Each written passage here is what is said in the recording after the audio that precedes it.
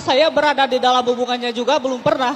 Kalau Gitu. belum membuktikan, kenapa Anda berbicara seperti itu? Sementara pengalaman aja tidak pernah ada. Oke. Apakah Anda Kalau- mempunyai bukti yang lain tentang Ayo, hal bro. seperti itu, kasus seperti itu? Kalau penasaran cobain aja nih. Wes. Wih. Kalau Ya. penasaran boleh dicobain. Artinya gini deh, mau laki-laki, mau perempuan, semuanya tergantung pada dirinya masing-masing. Kalau urusan mengkhianat dan mengkhianati, pengkhianatan bisa jadi ada di laki-laki, pengkhianatan bisa jadi di anak, di perempuan. Kenapa?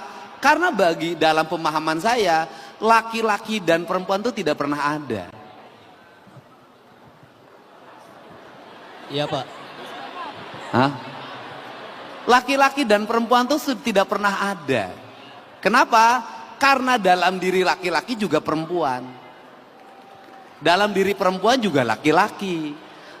Yin yang, feminim dan maskulin itu kan bukan bentuk fisik. Feminim dan maskulin itu adalah sifat, karakter. Artinya ini sih memang bentuknya adalah feminim, tapi sifatnya maskulin. Ini bentuknya maskulin, sifatnya feminim. Nah, karena apa?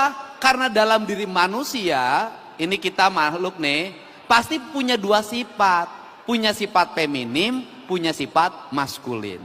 Dalam pandangan kebudayaan yang saya miliki, sifat feminim itu apa sih? Sifat feminim itu adalah sifat dasar manusia yang ada dalam diri manusia yang disebut dengan hati. Maka hati itu mewakili sifat feminim. Karena hati itu adalah rasa. Karena rasa dia mengabaikan pikiran. Karena mengabaikan pikiran, dia cenderung suci. Dia cenderung murni. Makanya ibu itu kenapa doanya lebih dekat pada Tuhan? Karena ibu itu dalam dirinya lebih terdominasi oleh sifat feminim. Dia tidak mengandalkan pikiran, tapi mengandalkan hati. Pertanyaannya adalah, apakah sesuatu yang mengandalkan hati akan melahirkan kemajuan? Apakah sesuatu yang mengandalkan hati itu akan melahirkan sebuah sistemisme yang kuat? Sesuatu yang mengandalkan hati adalah sifat tertinggi dari manusia. Karena apa? Karena dia melahirkan intuisi.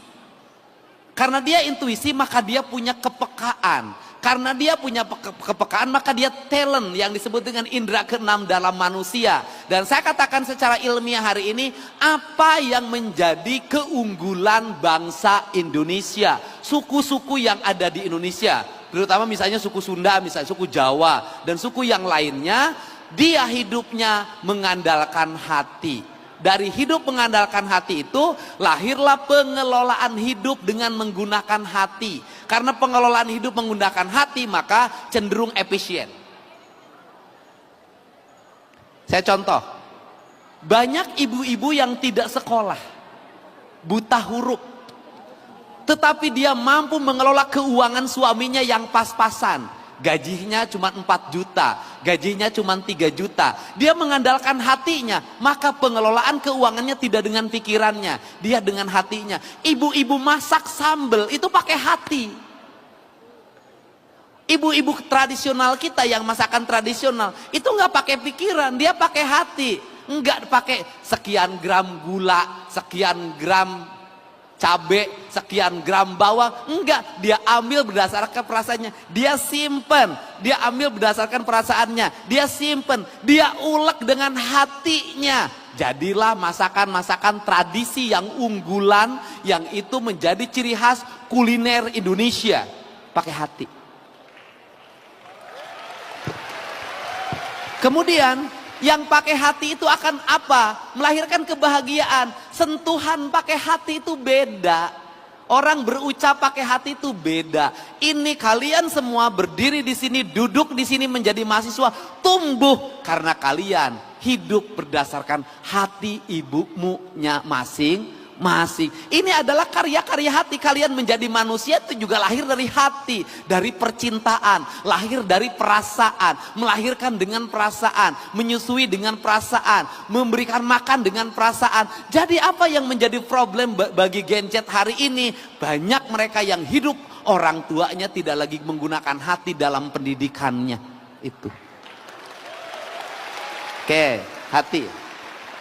Yang kedua adalah pikiran, itu mewakili kaum maskulin. Pikiran penting, penting. Kenapa? Karena tidak semua sesuatu diukur pakai rasa, harus ada diukur pakai pikiran. Untuk apa? Memasuki standarisasi.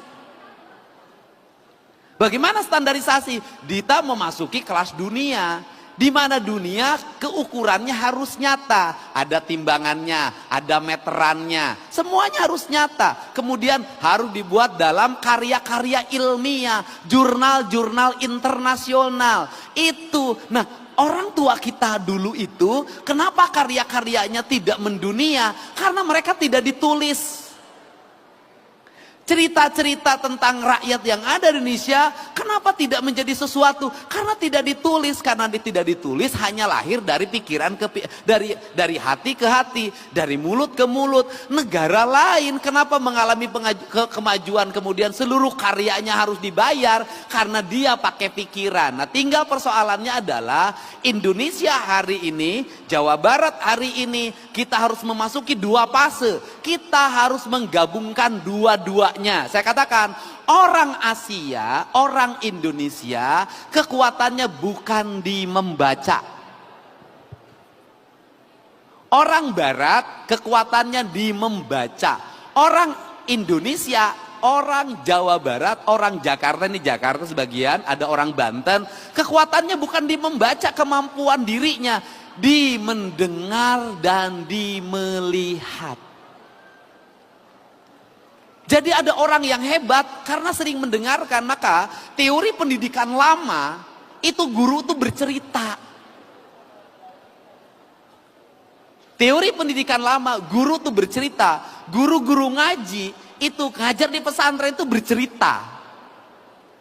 Kita sejak kecil banyak mendapatkan cerita, sehingga anak-anak yang kaya pikirannya itu lahir dari keluarga yang ibu bapaknya pandai bercerita, yang masuk dalam pikiran kita. Nah, sebenarnya kekuatan orang kita itu di pendengaran, di banyak mendengar. Makanya kita ini perlu menjadi orang yang banyak mendengar. Yang kedua, melihat apa yang dilihat. Nah, kemudian setelah didengar dan dilihat, kemudian apa yang dirasakan. Sehingga otodidak yang lahir menjadi karya kreatif hari ini, itu lahir dari kebiasaan mendengar dan melihat. Dan itu keunggulannya. Sehingga di kita ini banyak ahli elektronik yang tidak sekolah. Dia hanya kebiasaan mendengar dan melihat apa yang dilihat dalam lingkungannya. Dia ahli otomotif, itu berdasarkan pendengaran dan penglihatannya. Dia menjadi ahli bangunan, pendengaran perlihatannya. Dia menjadi ahli mekanikal, pendengaran dan penglihatannya. Dia menjadi ahli bisnis, mengelola perusahaan di berbagai tempat. Tidak sekolah SD, tidak tamat, banyak yang itu. Kemudian apa? Pendengaran dan penglihatannya melahirkan banyak pengalaman bagi hidupnya. Maka keberhasilan manusia itu bukan hanya sekedar berapa yang dia baca, IP-nya berapa, tapi seberapa besar dia melewati gelombang hidup yang panjang, yang dia hidupnya pasang surut, terlatih emosinya, maka lahirlah kecerdasan intelektual, kecerdasan emosional, kecerdasan spiritual atau intelektual quotient, emosional quotient, dan spiritual quotient. Jadi mahasiswa yang unggul bukan hanya mahasiswa yang tinggal di perpustakaan baca buku, tetapi mahasiswa yang unggul adalah mahasiswa yang membaca, mahasiswa yang mendengar, mahasiswa yang melihat, mahasiswa yang merasakan. Maka organisasi terbesar bagi hidup Anda adalah seluruh alam semesta harus Anda lewati dalam perjalanannya. Sehingga ketika tadi bicara persoalan healing, traveling, itu sudah bisa menjadi bagian pengayaan pikiran Anda. Bisa healing gratis, bisa traveling gratis. Dengan cara apa? Penghayatan hidup didapat dari pengalaman hidup. Jadi kalau ingin sukses, perbanyaklah pengalaman. Pengalaman dilahirkan dari mau mencoba.